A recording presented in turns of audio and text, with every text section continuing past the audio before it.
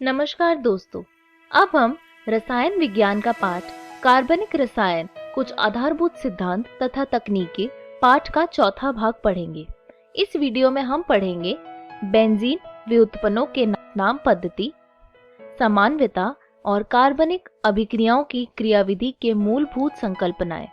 Benzene व्युत्पन्नों की नाम पद्धति। आयुपैक पद्धति में बेंजीन व्युत्पन्न का नाम प्राप्त करने के लिए प्रतिस्थापी समूह का नाम पूर्व लग्न से रूप में बेंजीन शब्द से पूर्व लिखते हैं, परंतु उनके यौगिक के रूढ़ नाम भी काफी प्रचलित है।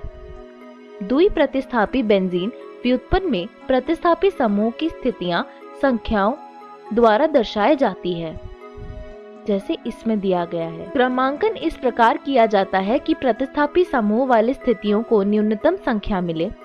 जैसे इस यौगिक जो ख में दिया गया था उसका नाम 1,3 डाइब्रोमोबेंजीन होगा, ना कि 1,5 डाइब्रोमोबेंजीन होगा। नामकरण रूढ़ पद्धति में 1, 2, 1, 3 और 1, 4 स्थितियों को क्रमशः ऑर्थो, मेटा तथा पैरा पूर्व लग्नों द्वारा भी दर्शाया जाता है। अतः 1,3 डाइब्रोमोबेंजीन का नाम मेटा डाइब्रोमोबेंजीन भी है और डाइब्रोमोबेंजीन के अन्य समानव्यव 1, 2 तथा 1, 4 डाइब्रोमोबेंजीन को क्रमशः ऑर्थो तथा पैरा डाइब्रोमोबेंजीन कहेंगे। इन पूर्व लग्नों का उपयोग त्रि तथा बहु प्रतिस्थापी बेंजीन के नामकरण में नहीं किया जा सकता। प्रतिस्थापियों की स्थितियां निम्नतम संख्या में नियम का पालन करते हुए की जाती है। कभी कभी बेंजीन व्युत्पन्न के ऋण नाम को मूल यौगिक लिया जाता है। मूल यौगिक के प्रतिस्थापी की स्थिति को संख्या 1 देकर इस प्रकार क्रमांकन करते हैं कि शेष प्रतिस्थापियों को निम्नतम संख्या मिले। प्रतिस्थापियों के नाम अंग्रेजी वर्णमाला क्रम में लिखे जाते हैं। इसके कुछ उदाहरण नीचे दिए जा रहे हैं। जब बेंजीन वलय एवं क्रियात्मक समूह एल्केन से जड़े होते हैं तब बेंजीन को मूल न मानकर प्रतिस्थापी के रूप में माना जाता है, जैसे कि इसमें 1 क्लोरो 2, 4 डाइनाइट्रोबेंजीन दिया गया है। उसी प्रकार इन सब के नामकरण किए गए हैं। समावयवता। 2 या 2 से अधिक यौगिक समावयव कहलाते हैं और इस परिघटना को समावयवता यानी आइसोमेरिज्म कहते हैं। विभिन्न प्रकार के समावयवता को इस तालिका में दर्शाया गया है। संरचनात्मक समावयवता। यौगिक जिनके अणुसूत्र समान होते हैं किंतु संरचना भिन्न होती है, उन्हें संरचनात्मक समावयवों में वर्गीकृत किया जा सकता है। विभिन्न प्रकार के संरचनात्मक समावयवों के उदाहरण सहित वर्णन यहाँ दिया गया है। श्रृंखला समावयवता। समान अणुसूत्र एवं भिन्न कार्बन ढांचे वाले 2 या 2 से अधिक यौगिक श्रृंखला समावयव बनाते हैं। इस परिघटना को श्रृंखला समावयवता कहते हैं। उदाहरणार्थ C5H12 के निम्नलिखित 3 श्रृंखला समावयव है। स्थिति समावयवता। यदि समावयवों को भिन्नता प्रतिस्थापी परिमाण या समूह की स्थिति भिन्नता के कारण होती है तो उन्हें स्थिति समावयव तथा इस परिघटना को स्थिति समावयवता यानी पोजीशन आइसोमेरिज्म कहते हैं। उदाहरणार्थ C3H8O अणुसूत्र से निम्नलिखित 2 स्थिति समावयव अल्कोहल संभव है। क्रियात्मक समूह समावयवता। यदि 2 या 2 से अधिक यौगिकों के अणुसूत्र समान हो परंतु क्रियात्मक रूप भिन्न भिन्न हो तो ऐसे समावयवों को क्रियात्मक समूह समावयव कहते हैं और यह परिघटना क्रियात्मक समूह समावयवता यानी फंक्शनल ग्रुप आइसोमेरिज्म कहलाती है। उदाहरण के लिए C3H6O अणुसूत्र निम्नलिखित एल्डिहाइड तथा कीटोन प्रदर्शित करते हैं। मध्यवयवता। क्रियात्मक समूह से लगी भिन्न एल्किल श्रृंखलाओं के कारण यह समावयवता उत्पन्न होती है। उदाहरणार्थ C4H10O मध्यावयवी मिथॉक्सी प्रोपेन और इथॉक्सी इथेन प्रदर्शित करते हैं। त्रिविम समावयवता। त्रिविम समावयव वे यौगिक है जिनमें संरचना एवं परमाणु के आबंध का क्रम तो समान रहता है परंतु उनके अणुओं में परमाणुओं अथवा समूह के त्रिविम स्थितियां भिन्न रहती हैं। यह विशिष्ट प्रकार से समावयवता त्रिविम समावयवता यानी स्टीरियो आइसोमेरिज्म कहलाती है। इसे ज्यामितीय एवं प्रकाशीय समावयवता में वर्गीकृत किया जा सकता है कुछ इस प्रकार। कार्बनिक अभिक्रियाओं की क्रियाविधि में मूलभूत संकल्पनाएं।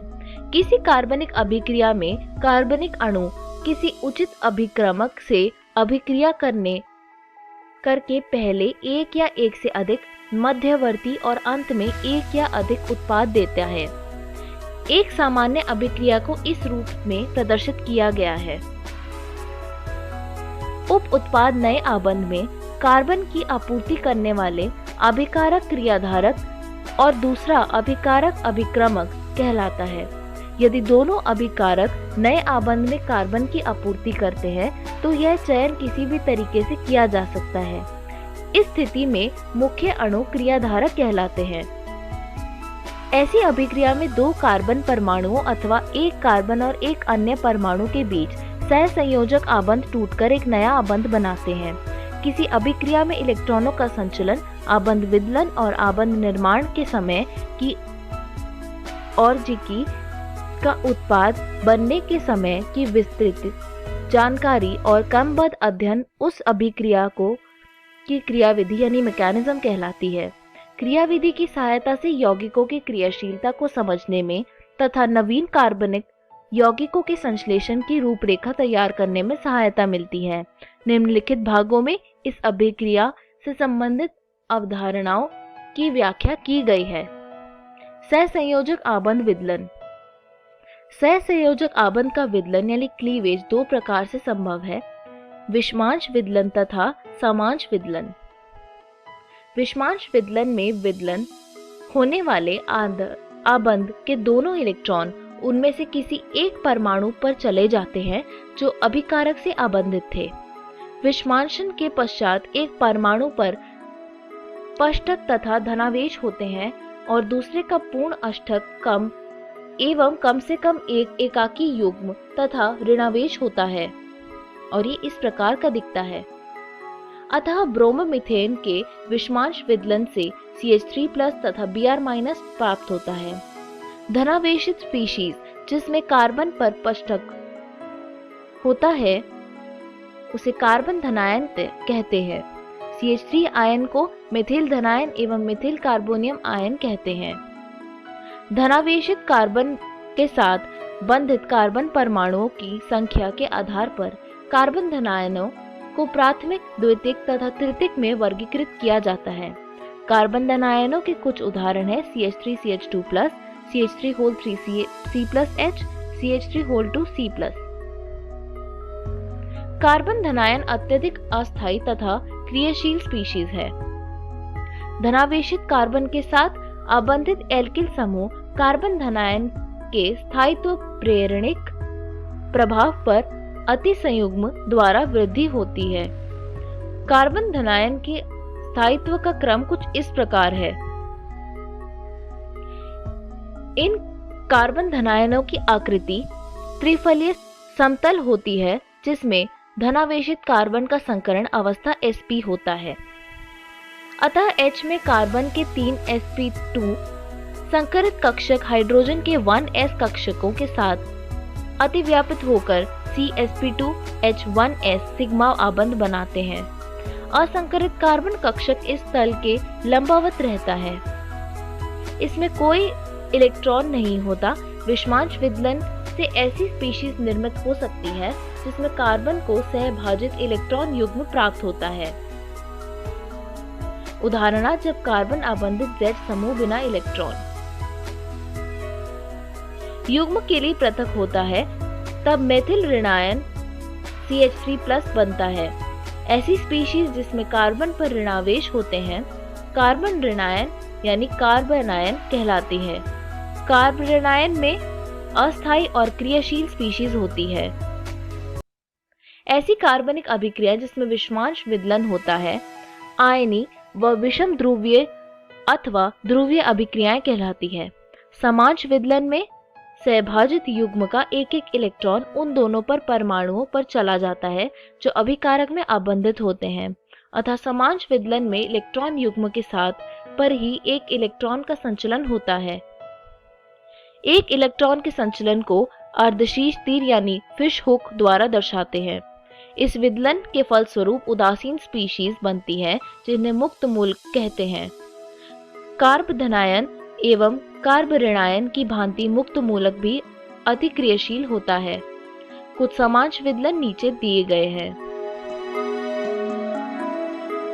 एल्किल मुक्त मूलकों को प्राथमिक, द्वितीयक अथवा तृतीयक में वर्गीकृत किया जाता है। एल्किल मुक्त मूलक प्राथमिक से तृतीयक की ओर बढ़ने पर एल्किल मूलक का स्थायित्व बढ़ता है। समांश विदलन द्वारा होने वाली कार्बनिक अभिक्रियाओं मुक्त मूलक या समध्रुवीय या अध्रुवीय अभिक्रियाएं कहलाती है। नाभिक स्नेही और इलेक्ट्रॉन स्नेही। इलेक्ट्रॉन युग्म प्रदान करने वाले अभिक्रमक नाभिक स्नेही यानी न्यूक्लियोफाइल कहलाता है तथा अभिक्रिय नाभिक स्नेह अभिक्रिया कहलाता है।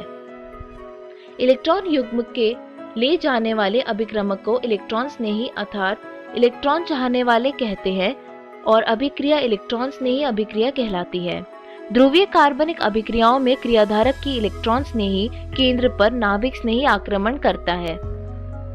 यह क्रियाधारक का विशिष्ट परमाणु अथवा इलेक्ट्रॉन न्यून भाग होता है।